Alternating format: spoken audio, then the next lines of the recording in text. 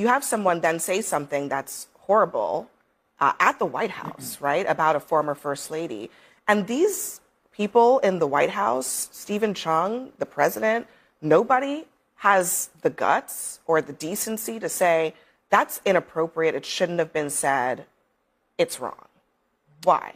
Yeah, I would do that. I would say we don't endorse these comments. But why won't they? Michelle Obama is a former first lady, okay? Right. She's a former first lady, period. So to me, it's not that hard to say we don't go there. But again, to Charles's point, this is the same president who reposted an image of Obama and of the Obamas as apes. Abby Phillip put Scott Jennings on the spot during a heated discussion over what critics called a clear MAGA double standard. The conversation touched on misinformation, America's complicated relationship with Israel, and the White House's response, or lack of response, to offensive comments targeting Michelle Obama. What initially appeared to be another political disagreement quickly became a broader debate about the inconsistent standards often applied in American politics. Political disagreements and opposing viewpoints are an important part of democracy, but personal attacks, partisan bias, and double standards can make genuine discussion increasingly difficult. When similar behavior is condemned in one situation, but excused or ignored in another, it can weaken public trust and raise questions about political accountability. So, let's break down the heated exchange as Abby Phillip challenges Scott Jennings and pushes back against what she sees as another example of a growing MAGA double standard on Newsnight with Abby Phillip. And lastly, Michelle Obama is a man. Am I right, America? Ladies and gentlemen, Josh Hogan. How shameful is it that Dana White has to be the one to say it's false and it's terrible, and the White House can't say the same? Yeah, I don't know. It seems like the easiest layup in the world, right? Just condemn it. It's absurd. It's nonsensical. It's not true.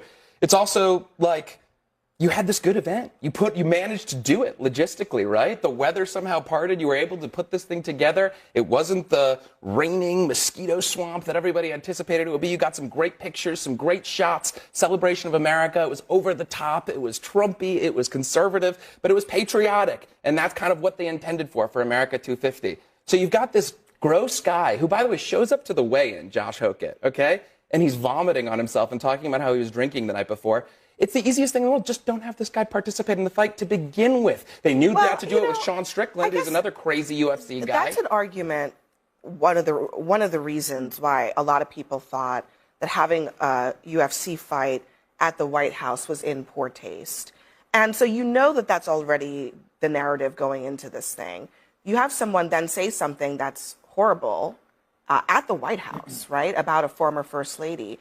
And these people in the White House, Stephen Chung, the president, nobody has the guts or the decency to say, that's inappropriate, it shouldn't have been said, it's wrong.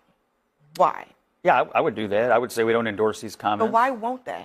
I don't know. I haven't really talked to them about it. I mean, talked to the president on Sunday. My assumption is, Sunday morning. My assumption is that they get asked to condemn things all the time. Everybody, everywhere that says something, they're constantly being asked to condemn things. And my guess is they just sort of have a policy not to do it. Aren't there some things that they should condemn? This is a pretty easy one. This is the former first lady. I don't get it. The idea that they always have to condemn things is not an excuse for not condemning things that should be condemned. He can't condemn it. He can't condemn it because he too has engaged in conspiracy theories against Michelle Obama.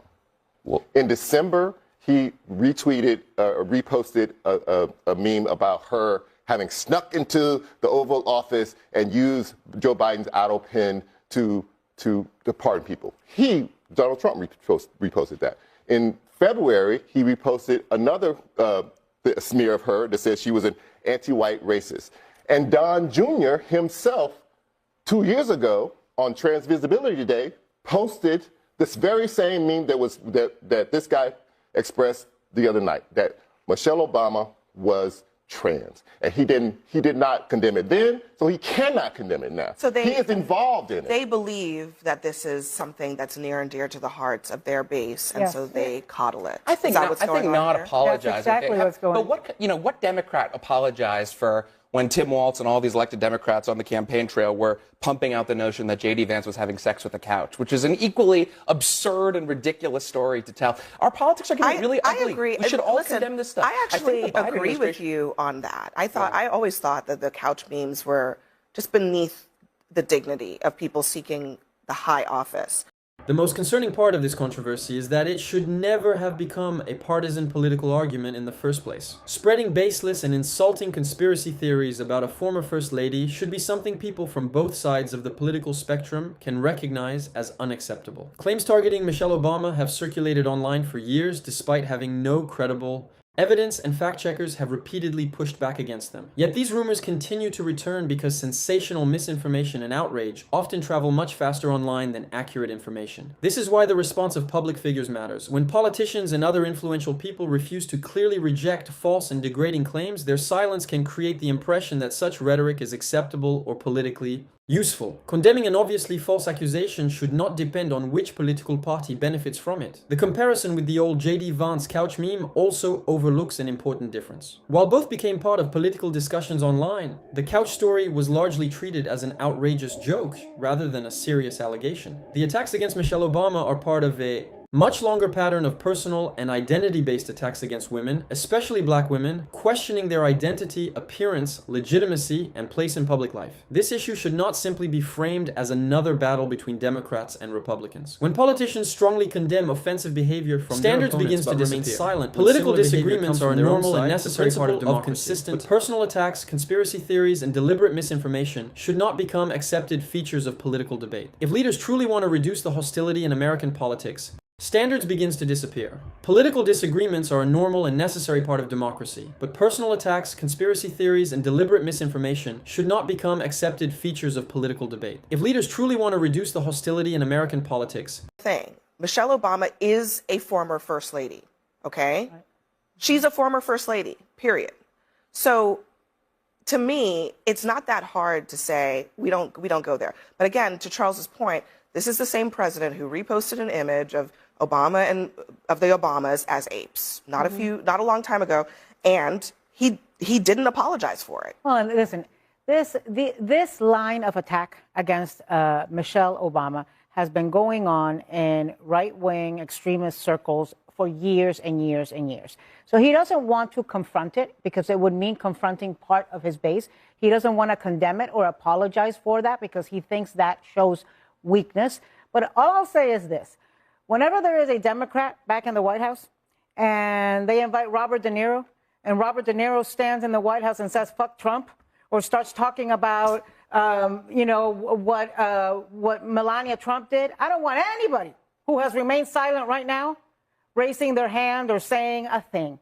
Because it's got to, there's things that are just condemnable. These are the same people who want a comedian fired because of a lame joke about Melania Trump. And yet they don't have the guy said he had the balls to host the UFC, but he doesn't have the balls to condemn what is clearly condemnable. Let me play what Dave Portnoy said about all of this. He's the Barstool Sports founder. I do think Trump has to denounce, and anybody associated with it has to denounce. When you have that on the White House lawn, on an event you put down, I don't care what you think about the Obamas or anything, that has to be an immediate denounce. Wrong, doesn't speak for me. Trump should denounce it. He should say that was totally wrong. The event itself, listen, the troops seem to love it. All the people there seem to love it. I have no problem with it. I think you're crying over spilled milk if you are upset about the actual event. But that comment, if you're going to do it, own it and be like, that was wrong and should never happen. Well, can I just say that not only has this comment now overshadowed this event, to your point, the time and effort that this took, I mean, there was a pretty incredible flyover that took place for the event. This has now completely overshadowed it. And it's so simple to just condemn this comment. And Dave Portnoy speaks to Trump's base. If he can do it, I mean, it seems like this would be so simple, and I think we're all in agreement that this should be condemned by them. The portioning of our discourse is bad.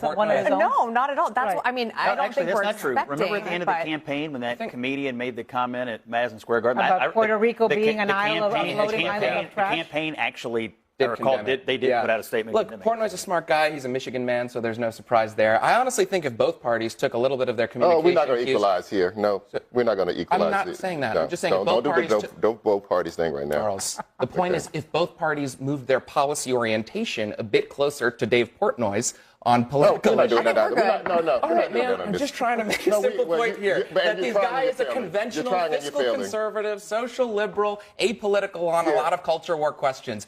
My simple point to you, Charles, is this. Portnoy is correct, and he takes the same position you do, that this is bad and it should be condemned. My simple point to you is this, is that there's a historical reason that this is a problem, and this is why Donald Trump is in the position he's in. From the very beginning, the Obama's very existence was an affront. And from the very beginning, part of it you could say was regular politics. Opposition research, try to figure out things about people that you can say. But it got very personal, and it got down to identity and character and whether or not these two black people were who they said they were, and were they legitimate at all. And we went through all sorts of, are they terrorists? Are they actually Christians? Were they born here? All sorts of things. And then when he got in office, we got past that. So now it's not campaigning anymore. Everything he did was disrespecting the office of the president because he was black. And I don't care what you can say whatever you want to say. You're totally entitled to that view. But I know I'm entitled to everything I say. It was because he was black.